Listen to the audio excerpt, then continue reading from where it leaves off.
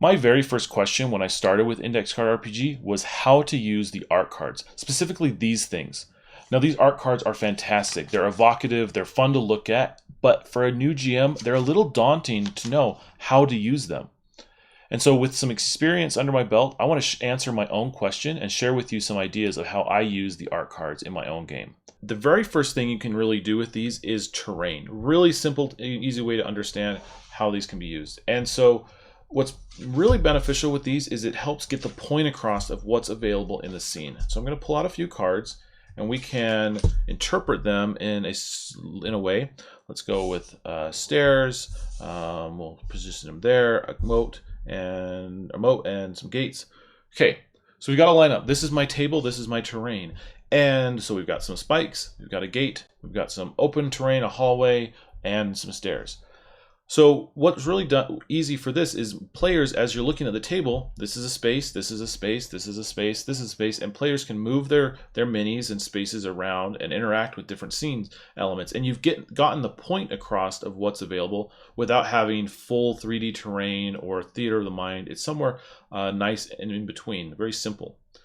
But one challenge I faced was using these cards too literally, where it's like, literally this is a box of spikes, and literally this is a door, and literally this is a corridor.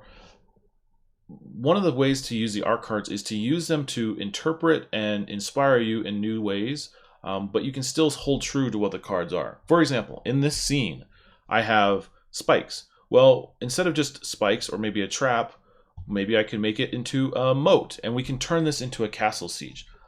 This is a moat, and instead of water, we've got spikes that they have to cross. And once they do, there's a gate, the entrance to the castle that they've got to use some effort to cross over. And then instead of a corridor, this is going to be an open field. Maybe after they've entered it through the gate, they have to cross this open field, and maybe there's arrows being shot at them, or there's some enemies that they have to attack. And hopefully they can dive into the castle itself, and climb up the stairs and head up to the tower where they're rescuing the king or whomever, trying to get the treasure, and we can go from there. That's a very almost literal approach to it, but we can also interpret this. Instead of spikes, maybe this is just some kind of hazard that they have to cross. Maybe instead of a gate, it's a barrier. It could be whatever. Instead of a corridor, this is a tunnel. Maybe this is an open space. This is a track that they have to follow. Instead of stairs, it's a branching path. They can go down, they can go up. Whatever you want to do, you can interpret these, rearrange them, and players can place their minis and have them on the table, or you can use them in your VTT to get the point across of what's available in the scene as terrain. That's probably the very easiest way to use index cards. The other way to use them is for inspiration. They are fantastic ways to just pull random cards and incorporate them into the story architecture structure, or use them for just random draws, for random elements, very similar to the ICRPG Think deck.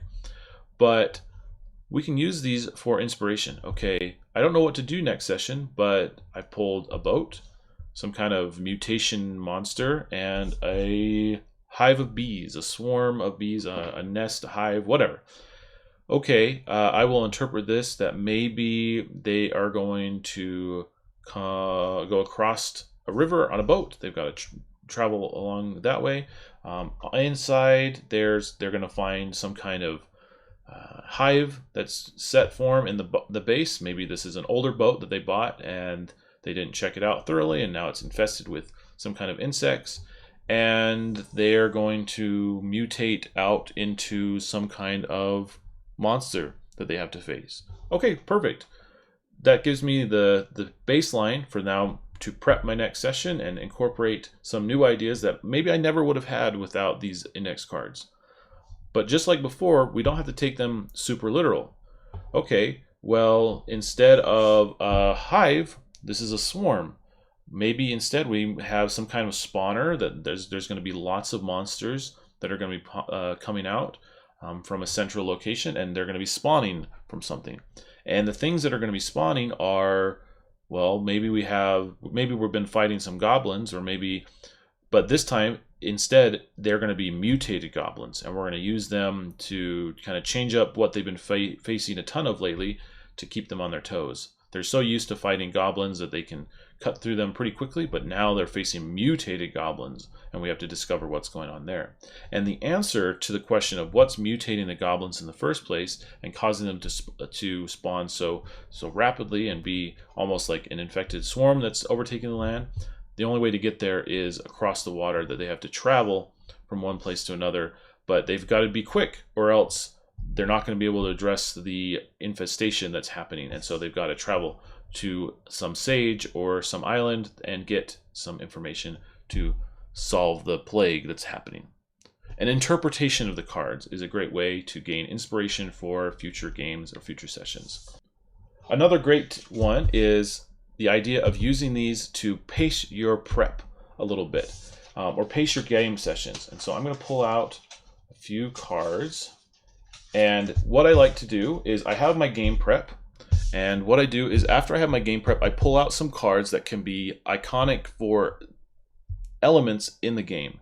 So in this particular game, what I'll have is I'll have this pile just in my hand or right next to my journal where I'm keeping my notes. And as things happen, I'm using this to pace myself. So the very first thing they do is they enter the dungeon and face the shrine of the cultists. And I'll lay that out and say, this is kind of where you're at. Scene 1. Okay, and then while I continue to interact and explain what's happening in the scene, the players are making their choices, doing their roles. I have this card down here in my hand, and I'm looking at it going, this is what's next. Okay, I remember what to do next. When the time is right, you know what they're going to do? Okay, scene 2, the next kind of piece of the story is I'm going to drop out, you found a clue. Something was left behind by a previous adventurer who was here before you, and you're following in their footsteps, but here's a clue of their presence. And now you can get some information about what their fate was that might drive the story forward or whatever. But now I still have this one. This hasn't been revealed yet. It's in my hand, but I can start prepping and priming myself to say, okay, coming up is a monster attack is going to happen. Okay, when the time is right, all right, the monster is attacked. I've now entered into the next scene, and we go through there, but I know what's coming up. These cards are great to pace yourself, use them as tools to track your progress and prime yourself to know, okay, in the sequence of the stories, after they face the monster, they'll face some runes, a magic trap or something, and then they'll eventually get to the end where the crystals are, and that's where the prize, the thing that they're after is there, and all of my notes come into play. And between my notes in my journal and these cards, I can have the notes for my details, but these cards can be very visual representation of my pacing, of the story that's happening, what's upcoming, what just occurred, and it's a great GM tool to use from there. But those are just 3 different methods of how I use the art cards. I know there are a lot of different options, especially ways that you like to use them. And if you have ideas and suggestions on how to use the art cards, drop them in the comments below to share with others. And if you want to know more about designing adventures or using the art cards in your own game prep, I have a video talking about how to use them for adventure design, using them as inspiration, as well as a recent prep video where I try to simplify my prep for the busy life that I have, that I'm sure you have too. So check those out, and if you want to have more ICRPG content, definitely subscribe and stick around. We've got a lot of stuff going on in the kiln, and we're always looking forward to the next game. So keep those fires burning, and we'll see you next time.